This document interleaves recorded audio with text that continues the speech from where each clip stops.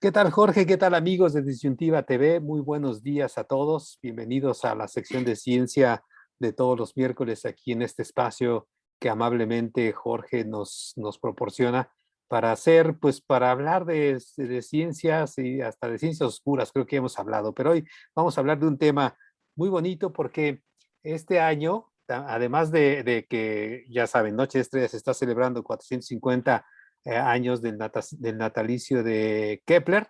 También se celebran otros aniversarios que también ya platicamos la semana pasada, pero también resulta que este es el Año Internacional de la Economía Creativa para el Desarrollo Sostenible. Y de eso, por supuesto que los astrónomos no sabemos absolutamente nada, ni los profesionales ni los aficionados. Y entonces le pedimos a un experto, al maestro Alfredo Camaggi, que viniera a platicar un ratito con nosotros. Él, por supuesto, es economista de la UNAM, pero tiene una maestría por ahí en una cosa que se llama seguridad alimentaria, que esa es su onda. Y ha participado en no sé cuántos proyectos. El más reciente está en el colegio Rosario Castellanos, ahorita nos dirá, creo que anda colaborando por ahí, además de que por supuesto está en la UNAM. Él fue miembro de, bueno, parte del Foro Consultivo Científico y Tecnológico, sigue todavía en eso, nada más que ahora creo que ya desde la otra trinchera, ahorita nos dirá también si nos da tiempo, pero la verdad es que lo que queremos es que nos diga qué es esto de la economía creativa para el desarrollo sostenible. A ver si entendemos algo, Máster. Buenos días. Muchas gracias, Raúl, y a Jorge por esta invitación. Un saludo a todos el auditorio de Disyuntiva y agradezco mucho tu presentación. Y si nosotros vemos la economía creativa, no es nueva ni novedosa. Si recibes tus programas de radio y televisión por un servicio en línea o vas al cine, compras ropa o muebles en línea o en un centro comercial, consultas un libro o escuchas música en línea en el camino al trabajo, estás consumiendo un producto o un servicio creativo. Las personas que trabajan en las industrias creativas conceptualizan una idea, luego la producen o publican, idealmente se les paga por ello. En realidad, esto no es muy diferente a otros procesos de producción, excepto la principal aportación que proviene de la propiedad intelectual o los derechos de autor. Entonces, la economía creativa abarca las actividades económicas basadas en el conocimiento. La industria creativa, que son los motores de la economía creativa, son las industrias como la publicidad, la arquitectura, las artes y artesanías, el diseño, la moda, el cine, el video, la fotografía, las músicas, las artes escénicas, la publicación, la investigación y el desarrollo de software, los juegos de la computadora, la TV y la radio. No es, como comentaba al principio, algo nuevo, pero sí es algo que ha tenido mucho impulso a raíz de que hemos entrado desde hace algunos años a esta era que se ha dado en llamar la cuarta revolución industrial o la era de la digitalización, en donde la economía creativa ha cobrado impulso. Y en los últimos tiempos, a raíz de la pandemia del coronavirus, la economía creativa ha tenido un cierto impulso porque han sido aquellas áreas ligadas a la digitalización las que más facilidades han tenido para instrumentarse, Raúl. Oye, y esto, o sea, pero esta parte de, o sea, del desarrollo sostenible, es decir, se trata de impulsarla, es decir, pues, por qué se decide este año como dedicarlo a este tema? Bueno, mira, Indonesia, que es uno de los países que tiene una economía creativa muy fuerte, que contribuye con el 7.4% de su PIB y crea el 14% de sus empleos, desde temas como la artesanía hasta los juegos, la moda y los muebles. Propuso ante las Naciones Unidas en diciembre del 2019 que el 2021 sea un año dedicado a la economía creativa, y el planteamiento que se ha venido desarrollando recientemente es que pues esta etapa coincidió, o esta propuesta de Indonesia, que fue respaldada por 80 y tantos países, esta propuesta pues fue impulsada de una manera muy importante con el tema de la pandemia, y también con la pandemia, dado que cobraron impulso las actividades digitales, empezó a relacionarse estas actividades creativas con la cultura, y empezó a relacionarse de una manera muy importante con la idea de que es una industria que cada vez tiene mayor presencia y que no es una industria que contribuya de una forma significativa a la contaminación o a las actividades. Es una industria más limpia que el resto de las industrias. Por eso es que pues se han comentado, no solamente Indonesia ha sido importante en este tema de la economía creativa, sino sobre todo algunos países de Europa, particularmente Reino Unido. Las industrias creativas tienen una contribución récord en la economía en 2017, y han crecido casi el doble de la tasa de la economía desde el 2010. Y es muy importante la contribución, porque dicen los expertos que hay que aprovechar las tendencias claves, porque estamos viviendo en un mundo mucho más creativo en el futuro y más centrado en la sostenibilidad. Oye, mencionaste, bueno, principalmente a Indonesia. O sea, Indonesia entonces es de los que le invierten muchísimo a esto, le han invertido y les ha resultado. ¿Cómo estamos nosotros, o sea, aquí en México?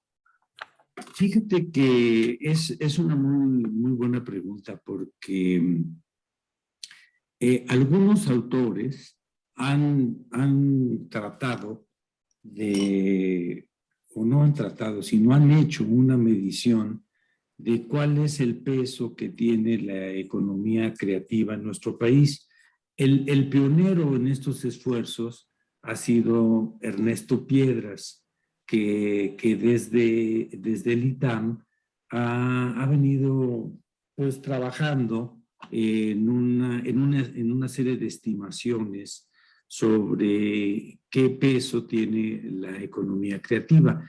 Y él menciona que en el caso de México, las economías creativas aportan alrededor de un 7.4% al PIB. Y bueno, ¿cómo lo mide él? Pues él incluye 14 categorías que están ligadas en la Ley Federal de Derechos de Autor, y estas categorías son los audiovisuales, aquí entra la música, el cine y otros audiovisuales, también incluye las artes plásticas, la editorial, las artesanías, el diseño, y también incluye el software. y a partir de ahí, pues hace un análisis que es muy interesante y hace un estimado de este 7.4%. Y otro estimado, porque, bueno, pues no hay datos duros que te puedan respaldar esta situación, pero él dice que el 44% del total de la economía informal viene de la música, los libros, las artes plásticas, perdón, que la economía informal contribuye con el 44% de este 7.4% del PIB. Entonces, pues habla de que hay alrededor de 2 millones de empleos directos e indirectos. 9 de cada 10 películas en cartelera no son mexicanas. 6 de cada 10 estaciones de radio difunden música en otros idiomas. 20% del turismo total corresponde al cultural y el 44% ya decíamos de la economía informal aporta a esta economía creativa. Entonces, si hacemos un análisis un poco más detenido, vemos que en nuestro país, si hubiese una política cultural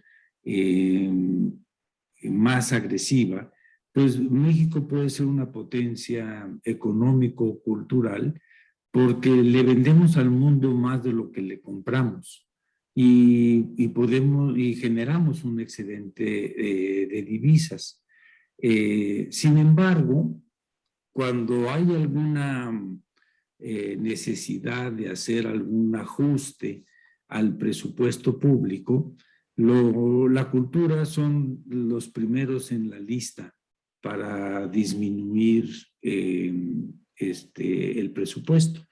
Y bueno, eso lo podemos ver incluso en el actual gobierno, en donde el presupuesto de cultura pues quedó muy disminuido. En cambio, en otros países se le ve como un elemento antirrecesivo. Cuando cae el PIB, dicen en Gran Bretaña, estamos en recesión, tenemos que invertir en cultura. Es decir, eso es otra visión. No, en nuestro país nos falta mucho todavía para tener un esquema de una política económica que apoye la economía creativa de una manera más decidida. ¿Por qué digo que nos falta mucho? Porque no solamente es un problema de presupuesto, sino también es un problema cultural. Cuando un joven le dice a sus padres que quiere estudiar músico, o quiere ser poeta, o quiere dedicarse al muralismo o alguna otra cuestión, pues le dicen, sí, está muy bien, pero estudia una carrera en serio y después te dedicas a esto, como si esto fuera un hobby y no como si fuera Claro, una carrera con carrera. futuro, ¿no? Con futuro que pueda apoyar el desarrollo económico, como dices. Exacto. Entonces sí, nos falta,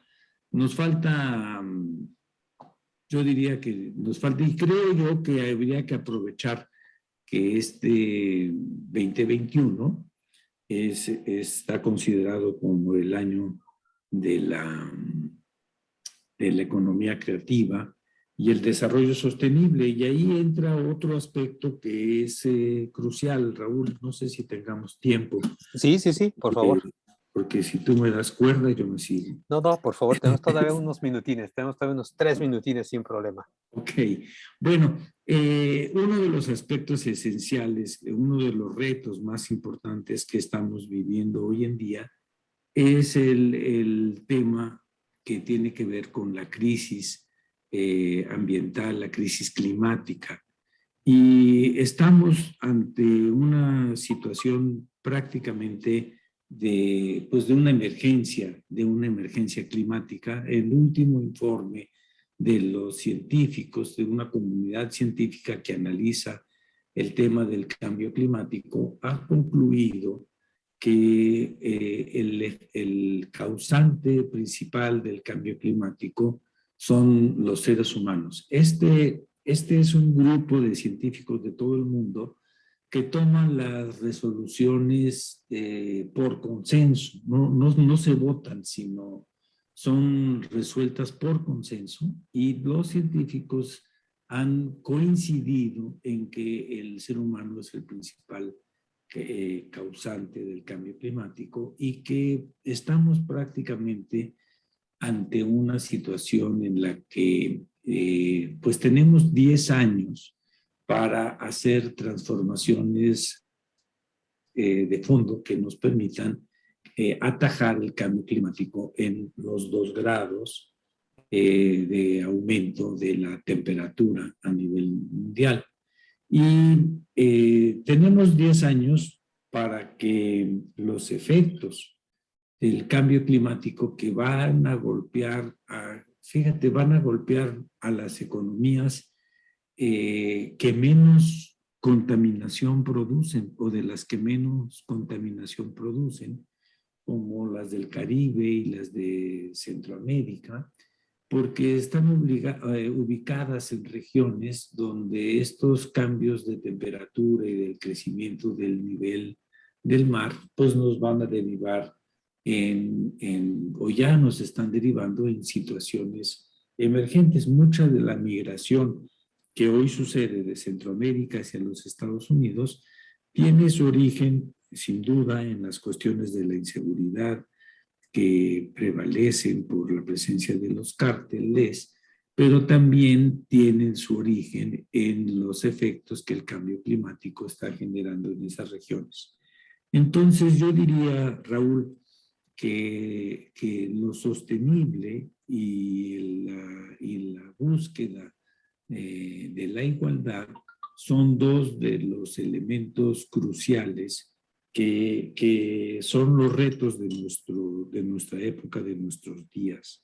Por eso creo yo que hay una liga entre lo creativo y lo sostenible, porque de alguna manera tenemos que pensar y hacernos la pregunta de si lo que estamos proponiendo contribuye a resolver la emergencia climática, contribuye a fortalecer la igualdad o no, porque esas 2 preguntas nos las tenemos que hacer para que nuestra propuesta creativa pueda tener un mayor impacto.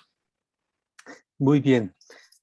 Hasta entonces la idea es que este año pues se impulse en todo el planeta estos 2 aspectos que nos estás diciendo, la parte de la economía creativa y el desarrollo sostenible, o sea, que sean visibles, que se les dé el peso que se requiere, etcétera, etcétera, ¿no? Para, o sea, hacer conciencia en todo esto que nos has mencionado. Sí, estamos realmente ante una emergencia que obliga a tomar medidas planetarias. Esto es un aspecto crucial. Se están empezando a tomar algunas, pero todavía con mucha tibieza. No sé si tú sepas, pero la, la, la, la los productos fósiles, la energía fósil, es una energía subsidiada en muchos lugares del mundo. Y simplemente lo que se está proponiendo es eliminar los subsidios. Algo pues, tan básico, ¿no?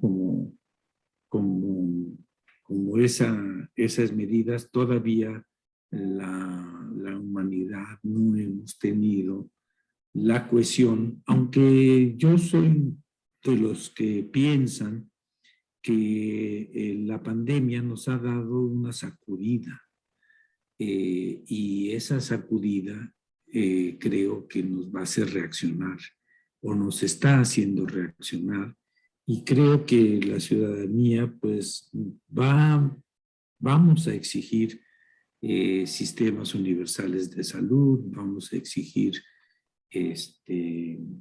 un medio ambiente más sano, no podemos regresar a lo que teníamos antes de la pandemia.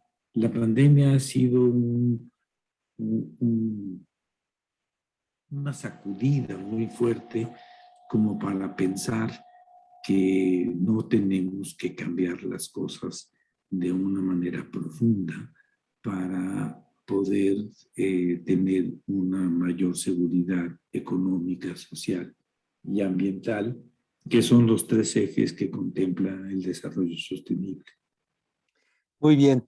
Oye, ahora sí, nos quedamos sin tiempo, Máster, pero digo, estás aquí para platicarnos de esto aquí en Disyuntiva, pero para invitar a todos a que el viernes 10 de septiembre a las 7 de la noche, en las redes sociales de la Noche de las Estrellas y de otras instituciones que se suman y se hace una gran transmisión, vas a estar platicando de todos estos temas con un poco más de tiempo, ¿no? Entonces, no se lo pierdan. Muchas gracias, Raúl. No, ¿de qué? No se pierdan, por favor, al máster Alfredo Camaggi. De verdad, otra vez, 10 de septiembre por el Facebook Live de Noche de las Estrellas, ya saben, Noche de las Estrellas MX. Ahí vamos a poder platicar, hacerle preguntas, vamos a platicar de todos estos temas más largo y profundo. Así que, pues te agradezco, Alfredo, muchísimas gracias por estos minutos. Al contrario, muchas gracias a ti, un saludo al auditorio y muchas gracias a Jorge por el espacio. Así es, pues yo también me despido de Jorge y de todos los disyuntivanautas. Y ya saben, nos vemos la próxima semana en el espacio de ciencia aquí los miércoles. Hasta luego.